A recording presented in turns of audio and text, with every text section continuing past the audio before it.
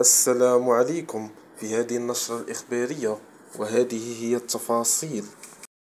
تتوقع المديرية العامة للأرصاد الجوية بالنسبة لليوم الأربعاء أن تشهد السهول الأطلسية الممتدة شمال الصويرة نزول أمطار أو زخات مطرية في بعض الأوقات، قد تكون معتدلة ببعض المناطق الشمالية وضعيفة على العموم بباقي الأرجاء الأخرى، كما يحتمل بروز الرعد بأقصى الشمال شرطة الغربي للبلاد، مع إمكانية تساقط الثلوج فوق قمم مرتفعات الريف، فيما سيبقى الجو رطبا وباردا شيئا ما مع تكاثف الصقيع خلال الليل والساعات الأولى من الصباح فوق مرتفعات الريف والأطلس وكذا بالهضاب العليا. وسيلاحظ تشكل سحب منخفضة كثيفة بعض الشيء بالقرب من السواحل الجنوبية للمحيط الأطلسي، مع سماء صافية إلى قليلة السحب بباقي جهات البلاد.